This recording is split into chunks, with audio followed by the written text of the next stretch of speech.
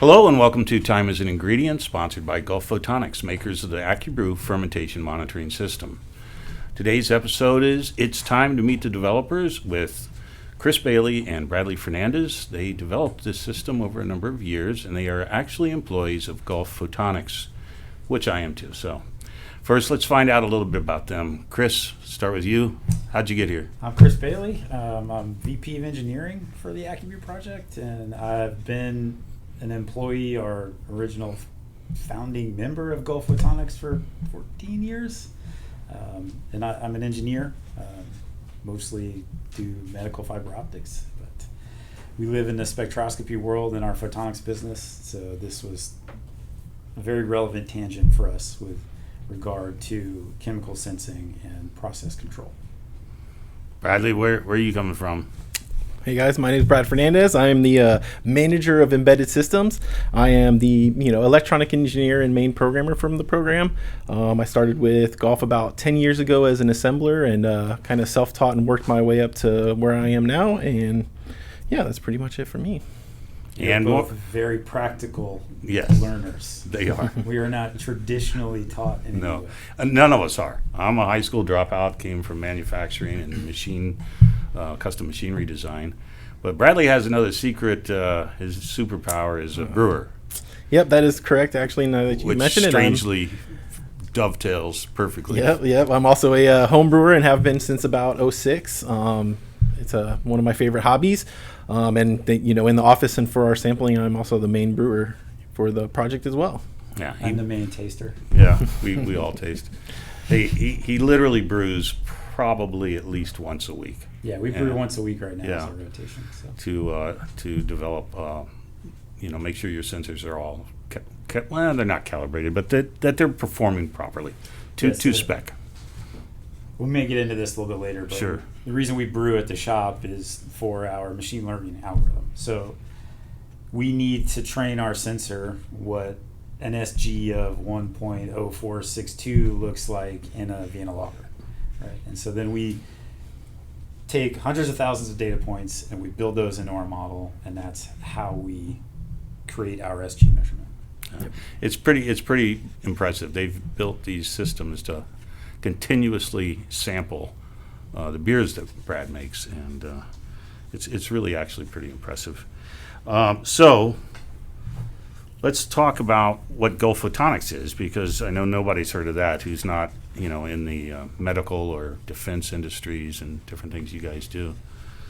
Yeah, so Gulf Photonics is a sub-company of the Gulf Medical Fiber Optics or Gulf Fiber Optics Group, and 25 years ago, they got their start in industrial fiber optic sensing. So production lines, these fiber optic connectors that point at each other. When something breaks it counts or stops or whatever. And from there, they transitioned into surgical site illumination. So fiber bundles and borescopes and colonoscopes and things like that. And then from there, it moved into surgical headlights, LED light sources, and that kind of thing. And then through just being in similar businesses, I worked for a company called Ocean Optics for a long time, and we worked with Gulf Fiber Optics, and Patrick wanted to get more into that science-driven, more technical, application-specific things. So that's when Pat decided to form Gulf Photonics, and I came on a few years later, and we do a lot of thin film measurement. We work a lot in deep UV applications. We do some space flight stuff. We semiconductor manufacturing, all kinds of things. Anything that you can measure with light is what spectroscopy is, and that's what our focus is at Photonics. Yeah. So if anybody needs any kind of really high tech UV visible light, custom fiber optic patch cables and things like that, give them a call, because they're one of the few in the country that does this, and it was very impressive to see the place for the first time. Which brings us to Pat. I met him, and when Ocean Optics was right near the bar, which became a brewery where I worked, and that's how I met him years ago.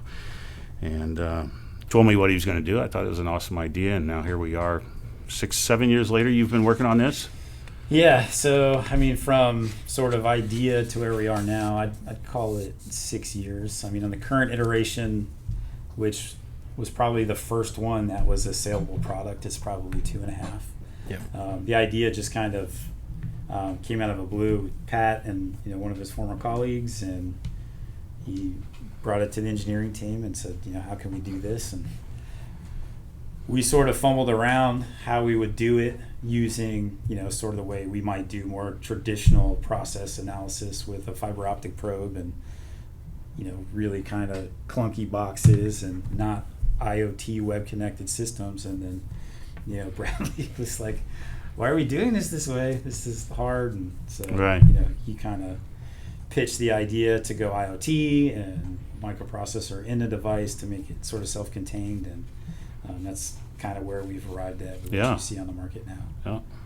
This I think is the first one we had in our brewery, and this was already 2 or 3 in your development phase. Yep, that was a wireless probe, and I think we started with the actual wireless box as well at Hob. And that's when we were still using an individual box to drive, our back end and stuff. It wasn't cloud connected at that time. We had some theories about breweries having issues with privacy, and so they would have to have their own, setup in the brewery. And we learned pretty quickly that was going to be really, really a big pain in the butt to try to update or move forward with any of that. So pretty quickly, I was then also like, why are we doing this? Why can't we move away from this? Like, look how well the wireless version that I came up with worked as compared to the wired one. Right. Let's abandon the individual boxes and go to where we can do all our updates over the internet and stuff like that. Yeah, because logistically, when there's 200 of these in breweries all over the country, how are we going to update the software? How are we, being a medical device manufacturer, one of our big tenets is, continual improvement, right? So, you need to be able to access your products to be able to improve them sort of on the fly. So with this iteration, that Bradley steered us towards, we are able to push software improvements, fixes, whenever we feel like it. And the customer would not even see that happening. They just get the benefit of that immediately. Sort of just like your cell phone updates. Right. Kind of deal. Yep. Awesome. Let's see. So maybe that gets us into the what is the hardware? What is basic rundown of how it works and what's inside this beautiful stainless steel CIP ready device? Okay, well, basically the main structure of it, the body of it is the stainless steel body. We use a basic dairy sizing down, which is going from a 3-inch to the 1.5 inch that most brewers use. A hemispheric bowl. Yep, hemispheric bowl. There you go. So that's just an off-the-shelf part, and then we make an adapter collar to go in it, and then our main body is what goes in there. Inside of that, we have at the tip is a one PCB that holds our LED, our light sensor, and then our temperature sensor, as well as our vibratory motor. Then from there, we've got wiring that goes up to our main board that's in the head here, and that's what holds our PCB with the microcontroller and the wireless electronics on it. So it's a fairly simple design. There's also a battery in there. So we wanted to keep it, brewers have enough manual labor on the floor as it is. So we wanted to try to create a device that would be less labor for them as opposed to more. So we tried to make it very low maintenance and easy to use. So you can clean in place if you want. You can pull it out of the fermenter and clean it outside if you want. It's fairly robust. You can run some pretty good stuff right into the head of it and it's not going to break. One of the things we learned early on, if there was anything outside that could be broken, brewers would break it. So we've gone through a couple different iterations of connector and that kind of thing. So we learned it's a lot. a rough environment, and we often hang big hoses over the front, and all that has to do is bang into it. And I'm going to try to ask everybody's questions for them. Why is there a vibrator motor? Okay, let's start again. I'm going to try to ask everybody's questions for you. Why is there a vibratory motor in the end of the sensor here? So one of the things that you come across in process measurement in situ is things accumulate on windows. And so there are a few ways around that. You can shape your window a particular way. You can olfactic coat them so nothing sticks. I wanted to put a motor in it to try to get stuff not to stick. So, things can accumulate. Before we take a reading, we pulse that motor, and it seems to do a good job of at least not allowing things, due to the nature that we're doing that every 15 minutes, it eliminates accumulation on the window. The window is pretty interesting to me as an optics and photonics guy. It is an explosion-proof, weldable borosilicate glass window. So even if this cracks, right, it's not going to leak. Right? Even if it cracks, pieces of it won't come out. Right. So that is very safe. Right. If you do manage to crack it, we'll take care of you. Yeah. One of the things in the design is Bradley and I wanted this to be field serviceable. Right. Obviously, if this isn't a tank that's got a whole lot of beer around it, you can't pull this device out to swap it. So we're able to remove this clamp and this cap and remove all the internals and replace it. So the probe itself never has to come out of the tank if there's a problem. Excellent. And you also mentioned, let's get into how is it powered, because you mentioned there's a battery in it. So exactly how is it powered, Brad? Okay, so it's the main board itself requires a 5-volt input. So we use, a wall wart, just like pretty much any electronics device that you've had in your home, and that powers the device itself to 5 volts. We realized pretty, early in development that breweries were fairly unreliable places as far as internet and electricity were concerned, especially here in Florida. We have a lot of thunderstorms, so power gets knocked out pretty regularly. So in developing this device, a lot of people would use a backup battery. So I was like, well, with that kind of situation and power issues, it makes sense for us to use a battery. So we employed the battery situation so that if you do lose power, it will continue to take a reading every 15 minutes. And the device also has onboard memory. So if you also have lost your power's out, your router's out, you lost internet, it will collect those data points on the device itself. For our newer, bigger battery will be up to 24 hours. So that gives the brewers time to notice, I'm not getting readings no more, or for us to push a reading that this device has gone offline, and they can actually go and research and try to figure out what happened. Oh, my power went out, I got to deal with that. And then also the power connector and the cable design itself is an IP69K rated food grade device, so it can take a water hose being sprayed directly at it and it will not leak. The onboard memory that Bradley mentions, so even if you have power but your internet doesn't come back up, the probe continues to take readings even without internet connection. And it will hold years worth of data. So if your internet is down for a long time, as soon as the probe is able to reconnect, it will push those data points up one at a time in the correct order so that the integrity of your data is safe. Excellent. Exactly. Let's see, where are we at next? This is a 2-part system. A lot of you might not understand, but it's an app that this thing needs. And why do you need an app? Well, you need to be able to communicate with the device and read the information that it's sending. Right? You need to be able to claim the device to install it on your network. So without a way to manipulate the device or see the data, get push notifications to your phone or email alerts to your inbox, it's really not very useful without that. So, and all your data is stored on the cloud, so it's very secure, and you can access it anywhere, anytime. I guess we get to the part where we want to know exactly what does this do, and how does this thing work? Okay. So Accubrew measures 4 parameters, right? We predict specific gravity. We track what we call fermentation profile, which is an overall sort of general chemistry of the batch. Clarity, which is a measurement of sort of the fermentation activity or turbidity or whatever is going on inside your tank. And then, of course, we measure temperature. So those are the 4 measurements that we make. And in the lab, we use clarity and fermentation profile a lot more than we use specific gravity. right? Because to us, that's the real indication of when sort of activity is stopped.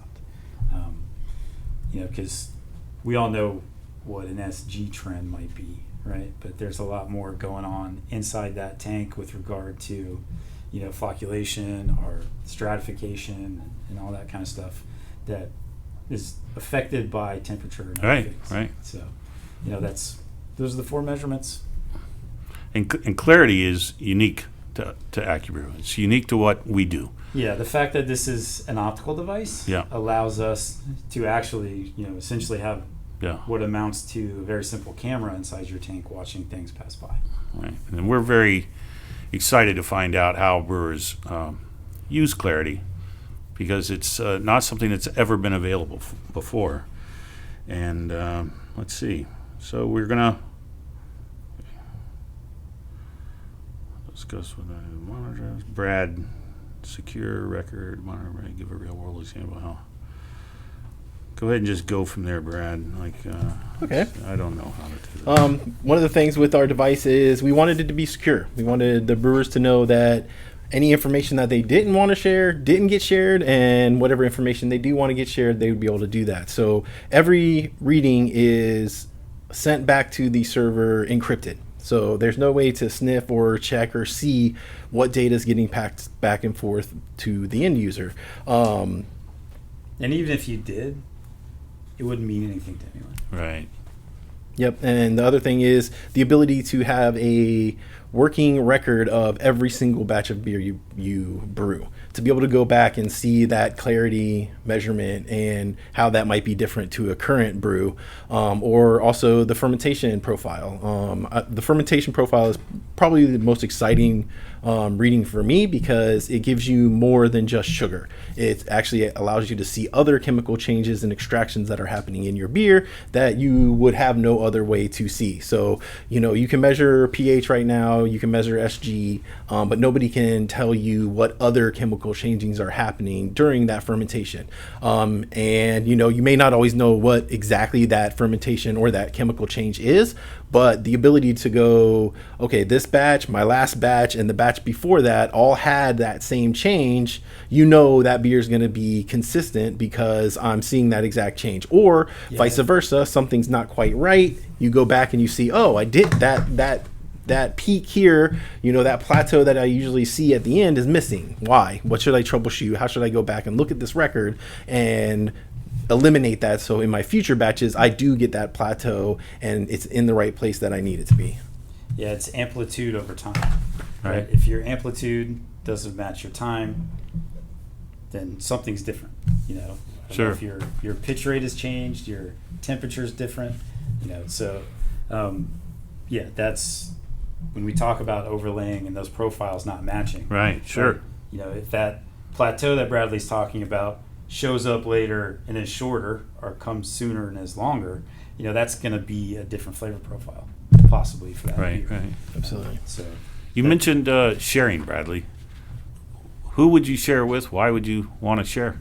I mean, 2 great examples of sharing is collaborations, right? We love collaborations in the brewing industry, and if you wanted to be able to share, what was happening in that brew, and maybe that brewer has a Accubrew as well, and they know what their fermentation profile on that beer looks like.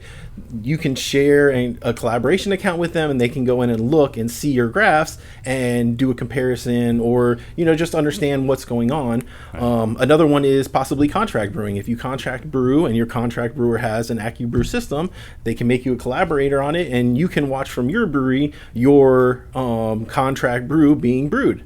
You can pop into the team messaging and ask questions. Absolutely. If the brewer's using the brew book like we imagined it to be used, you can, as a collaborator or the customer to the contract brewer, you can see when the beer was pitched. Right. When the temperature changes were made. Who's working on it and that kind of thing. So, as far as having some visibility into what's going on with your product, we believe that that's a really helpful feature. Well, I do know it's critical to have very consistent temperature and pitch rate. Right. Because, you can be off by just a few degrees, and it's going to change everything. Changes a lot. That much I do know. So when you're sharing, what exactly are you sharing? Are they how much are they able to see? Can they see everything that you're doing with all your sensors, or how does it work? You can assign them. So if it's a collaborator, you can assign a specific device, or you can do it per batch. You can give them access to see the team messaging, to be able to post or not. Right. So it's really kind of up to you. So it's a little walled garden Yeah. for each individual device or Yeah, batch. you can get it down to each batch if you want. Right. That's awesome. Let's see. You mentioned taking notes. Let's tell everybody about the brew book, because this is a feature that I think will be invaluable, as opposed to searching through a bunch of tattered 3-ring Right. binders So- 2 years later to figure out what happened on your Christmas beer. So Gulf Photonics, as an FDA 13485 manufacturing facility, we keep a lot of records. We keep records for right. a long time. Right. For everything. Right. And the reason you do that is there's a couple of reasons, right? If something goes wrong with a medical device, you need to be able to prove that you performed all the manufacturing and inspection steps where and when you were supposed to, so that you've created a conforming product, right? And then the second part of that is, if you need to do a corrective action, if you haven't been measuring a particular parameter, or you haven't been keeping track of a particular process, you have no data to leverage to try and understand how this drift in this time or this temperature may have caused your problem down the road, right? So if you don't track it, you can't leverage it for improvement. So, some of the, Brad can talk more about like what is a brewer would put into a brew book as far as notes go, Sure. rather than medical devices. Yeah, absolutely. So, I mean, we all know breweries are busy places where people are doing a lot of different things. So things don't always happen in precisely the same way. So to put in, what your pit rate was, or, when you added cocoa nibs, or when you started a dry hop, is all really good information for batch-to-batch comparison.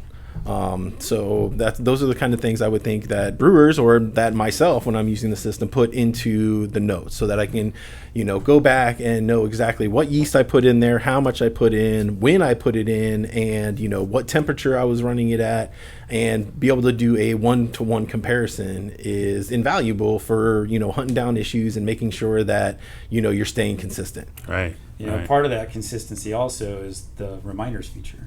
Right, so if you want to make sure that something's getting done in a particular time within the app and the web app, you can set a reminder and send it to yourself, send it to your head brewer, send it to your collaborator, whoever you want it to go to, so that they know, oh, I need to do this step at this time, and then they can sort of say, okay, that's done, and then that becomes part of the historical record too. Right. Yeah, a big one I already use it for is like diacetyl rests and cold crashes. If I'm at a certain point and I know my gravity is going to get close to where I want it to be for a diacetyl rest, I'll go ahead and give myself a reminder and make sure that if I want to do it tomorrow, that I'm not going to forget tomorrow.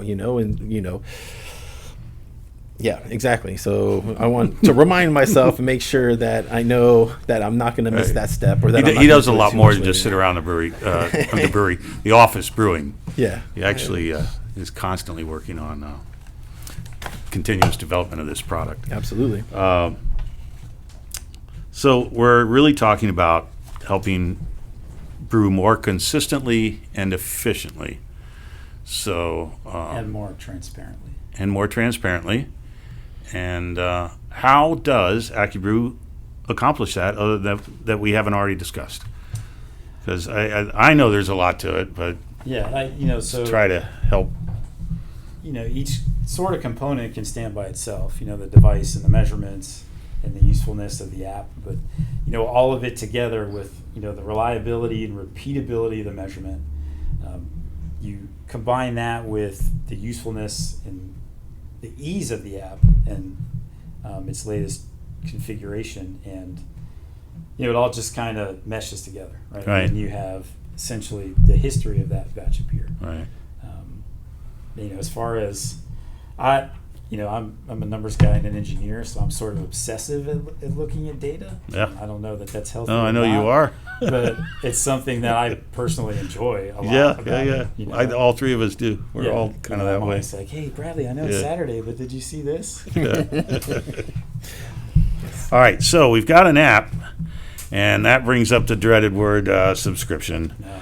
And so I really want to give people a real understanding of why this is necessary, and talk about the importance of it in helping maintain the system, and providing a user experience that is simple and straightforward.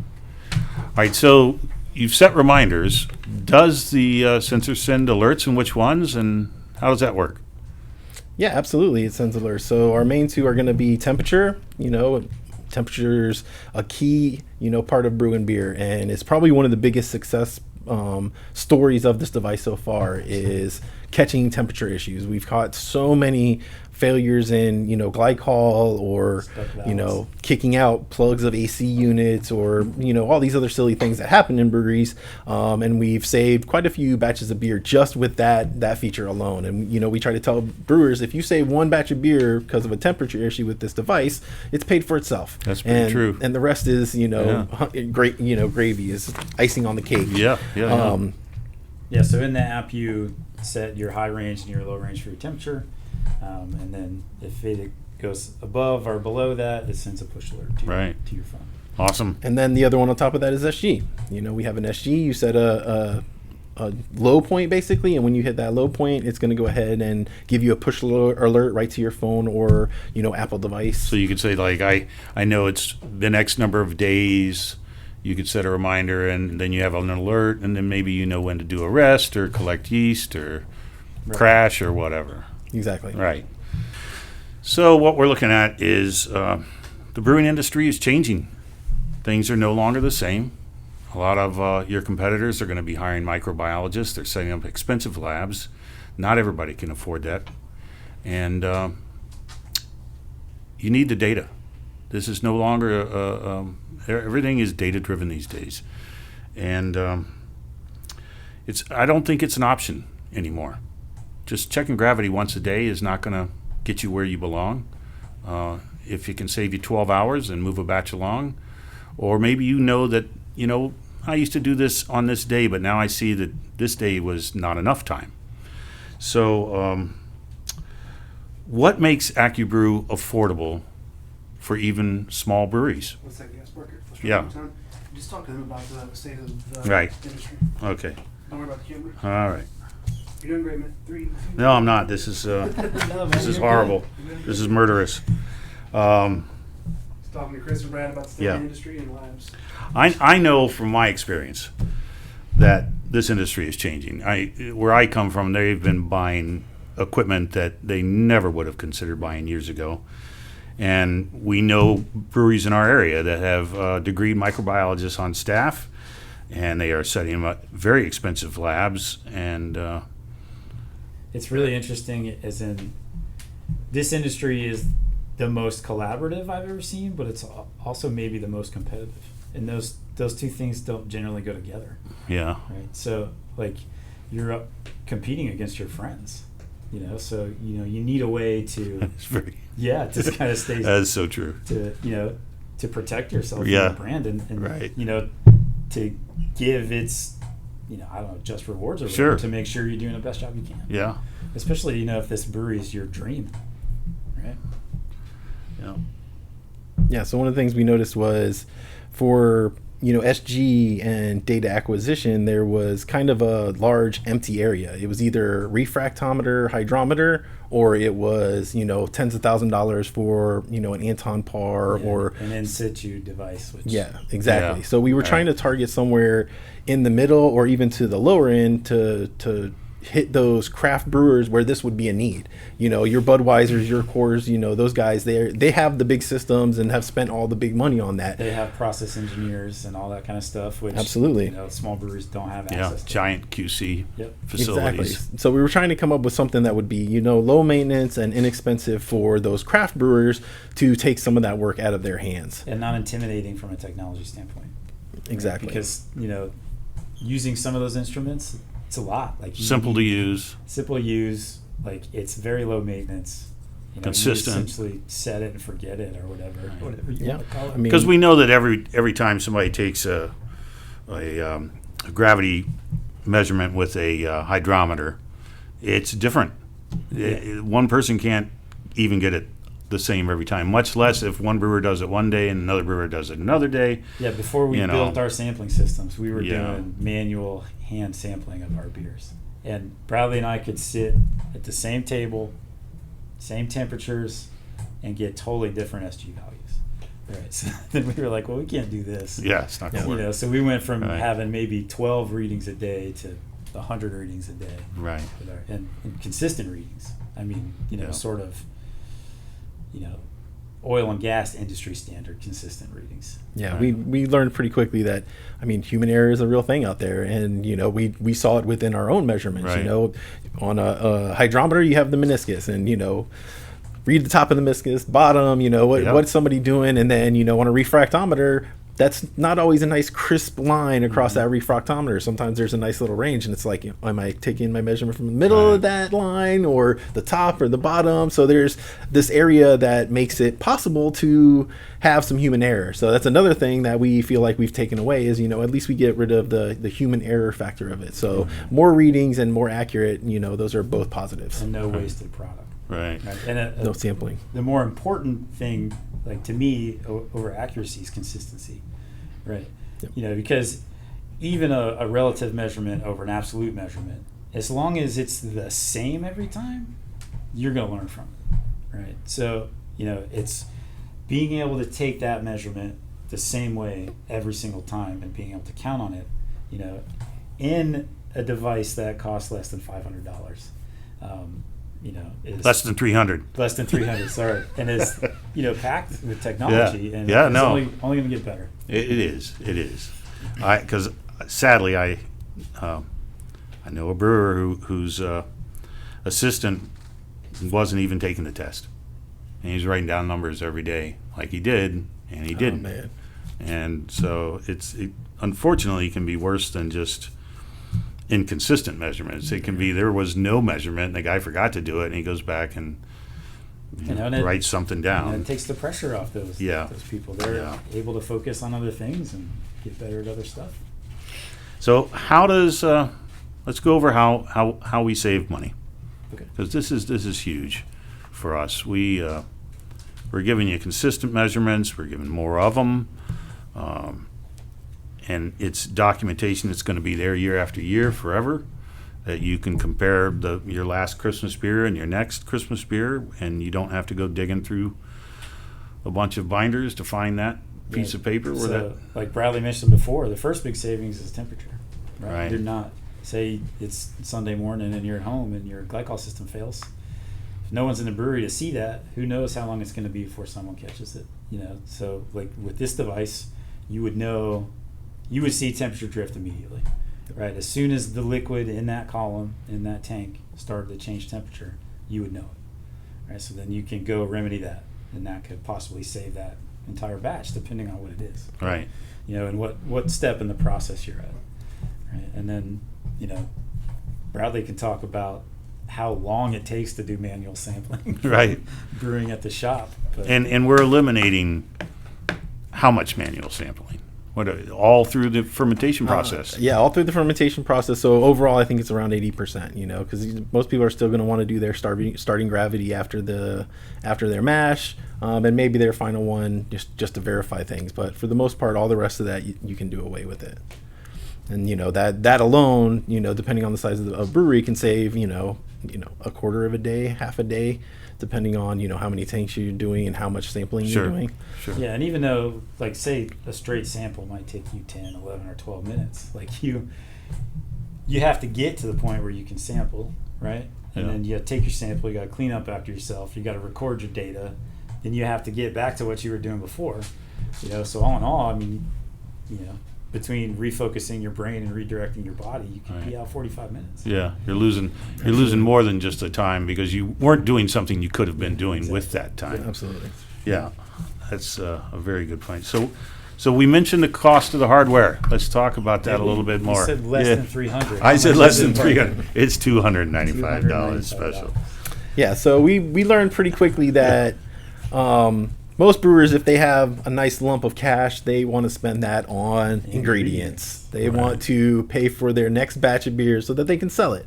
So we wanted to come up with a device that was fairly low cost up front and, a small subscription fee, to allow them to spread some of that cost out over time and to allow them to continue getting the services and improvements that come with it over time as well.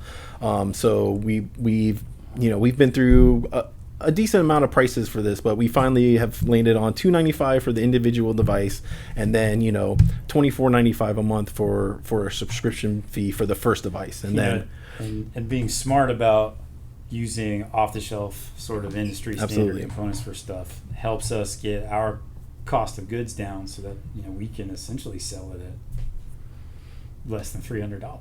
Right. Because small volume manufacturing. I mean, if we were doing a lot of custom electronics and things like that, this could be a $1,500 device. But we're very conscious of that in the beginning, and Bradley and I put a lot of effort into making sure that we weren't doing anything extremely exotic, right? So, we're able to make it relatively affordable. I think extremely affordable for entry.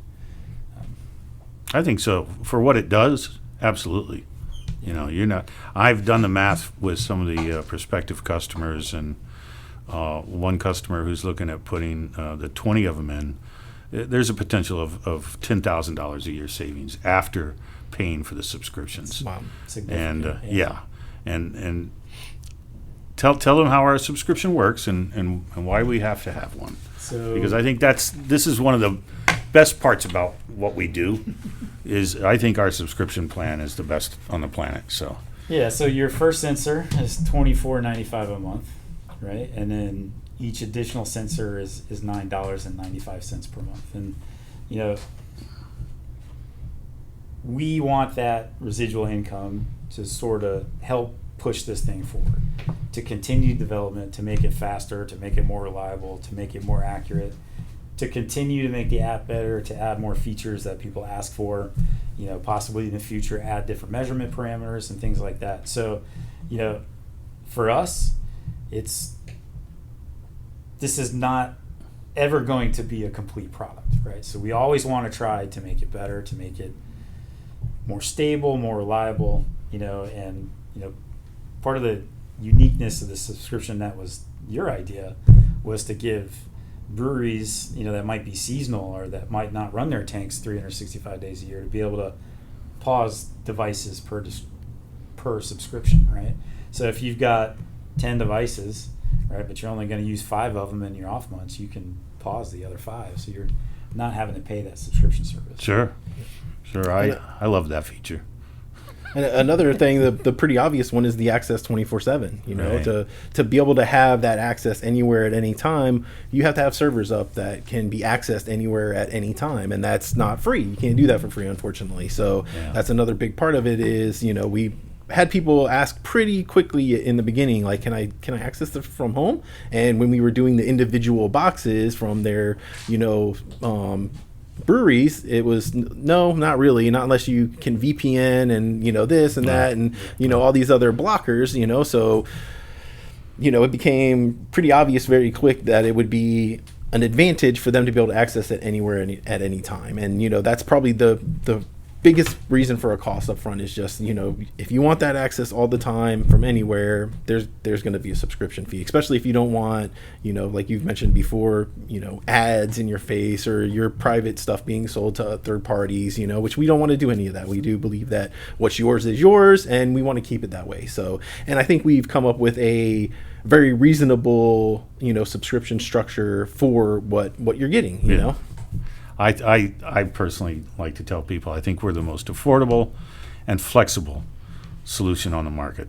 I don't see anything else that touches the level of reliability, the bulletproof nature of it, and I am so impressed because when I remember talking to Pat all those years ago, I was his bartender, and they would all come over from Ocean Optics, and he started talking about this thing, and I saw this one in the beginning, and I was like, oh, that's really That's really cool. But I wasn't in the brew house, so I didn't really think about, that's not going to last 5 minutes. And but it did really well, surprisingly. But by the time I left the brewery and am here now with you with this device where it is now, it's and everything, all these iterations you guys went through to get where you are, it's so damned impressive. I really am. Said it before and I mean it. He sat there and had this idea, and literally, I don't think you guys even started on it when he came in and told me about it. Maybe at that time, I think we had maybe had a conversation. Yeah, about it, and that was I'm sure that probably happened, but it's really unbelievable. And I think I did the math for another customer just this morning, and right now we were a third of the cost. And the number of devices they wanted to put in brought the subscription per device to less than half of the cost of our competitor, who has an awesome product. They're wonderful people, love them to death, love meeting them at CBC every year. They're a great company. Absolutely. But I think it was around $12. Yeah, it was less than $12.50 per sensor, and that was only 6 sensors. And the ROI is quick. Yeah, based on the calculations. Once you get more than 2 or 3 sensors in, the ROI is less than a year, and with 6 sensors, the relative savings at factoring in only 6 minutes a test per day, which is, I think, way under. Yeah. And for only not even the entire time it's in a tank, because I calculate it by kind of limiting the number of tests to about 80% of the total fermentation, the time the fluid is in a fermenter, and it was still saving them. It's going to save them potentially $3,000 a year in labor and give them more consistent result, the things that they can reliably make decisions on.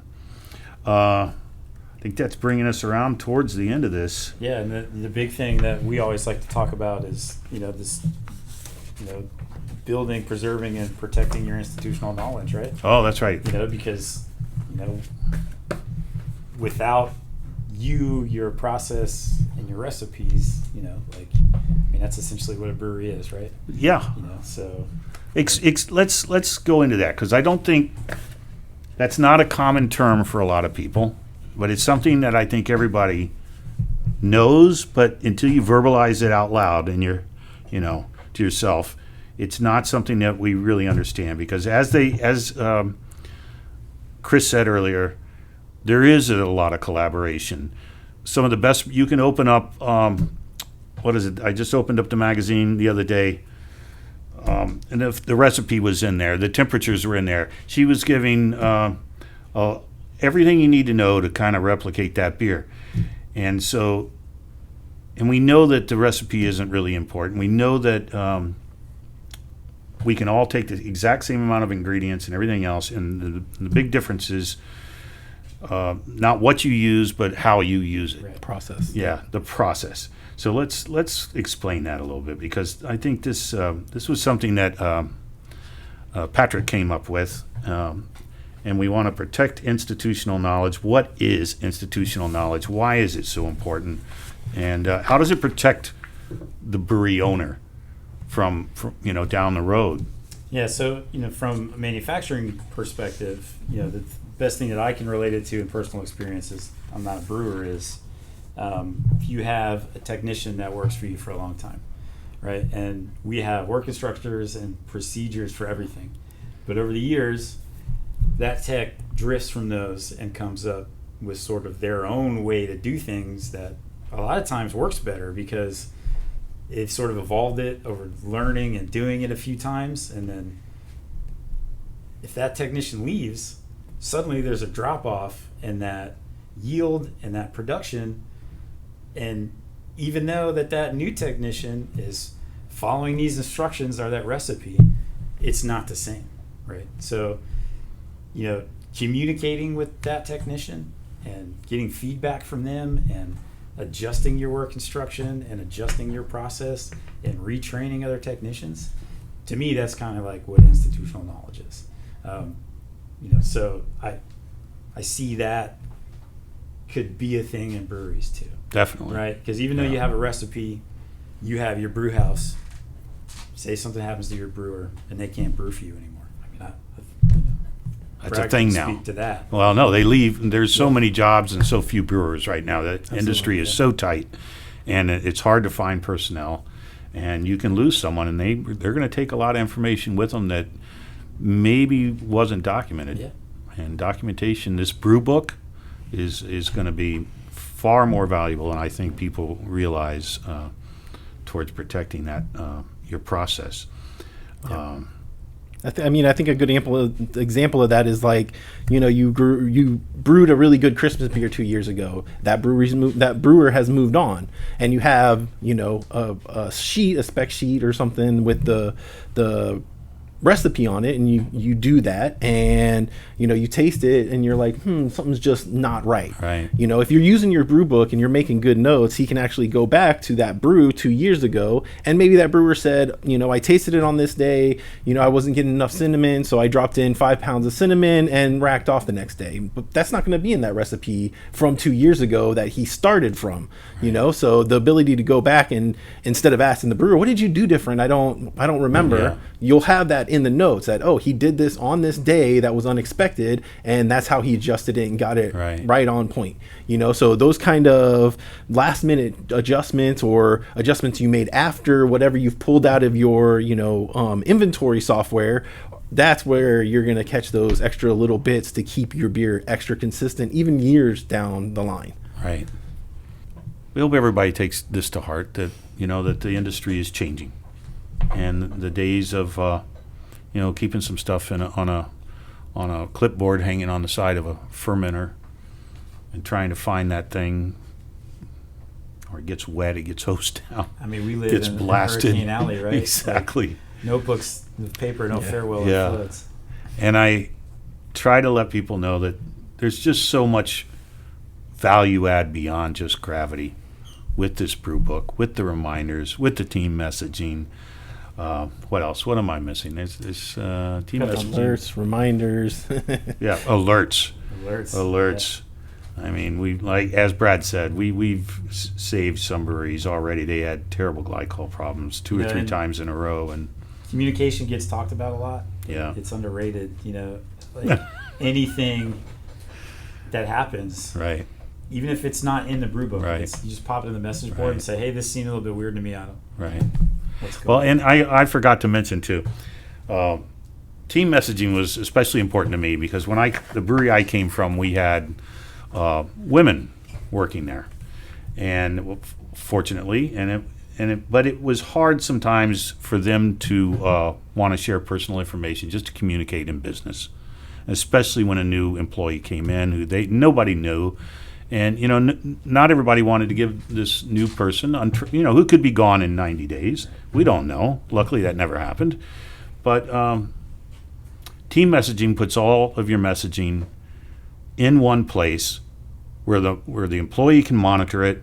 They can make sure people are, being respectful, polite to each other, and I think just beyond the importance of communicating, it's the value to the employer of managing risk, that you're not in a situation where you don't know what somebody's doing with somebody's personal information. Yep. They could end up harassing them, and that was one of the reasons that team messaging was so important to me, because we had a scheduling app that had that built in. And we did not even consider that as something important to us when we got that service. We just needed to schedule shifts. Right. That was all. And after a while, we realized, wow, we're using this to manage all communication with all the employees all at once. And before you knew it, everything was in that, and it created a permanent record of all of the communication between all of the employees, and nobody had to share personal information anymore, email addresses or telephone numbers. Yeah, it's a safe- just to safe do space to it collaborate. is. It's exactly right. And it helps manage risk. It literally does that. So I want to thank you guys for doing this. We believe in it. These guys have love worked hard talking on about it. this. I know. Yeah. It's our baby. No, we do. It's a wonderful product, and I again can't say how impressed I was when I got here and saw, because I literally went from here to here. Even before you saw Yeah, that, yeah. we were in You were in other, your yeah, brewery yeah, with a little breadboard thing and some wires and another little breadboard thing like Right. stuck up in the corner, right, Yep. so that we could test signal strength. right. So that's the first prototype of the Right. wireless. If it could work in an industrial environment without, Yeah. constantly going down. There's a lot of stainless in there, and A lot of pumps. Exactly. yeah, and the Noise. router is never in that room. Nope. No, that router in our place was behind like 3 walls, I think. All right, well, thank you so much. I hope everybody got something out of this, because we believe we can change the state of the art. We can help you make better beer, and we furthermore, we firmly believe that this is going to happen one way or another. It's going to happen. Yeah. There's no way around it.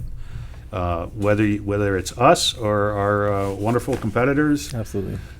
this is going to be the nature of the future. I mean, everybody's in biohacking now and sensors on your body. This is the same thing for beer. There you go. Right? I like that. So Yeah, I like that. every parameter you can measure is a possibility for you to improve.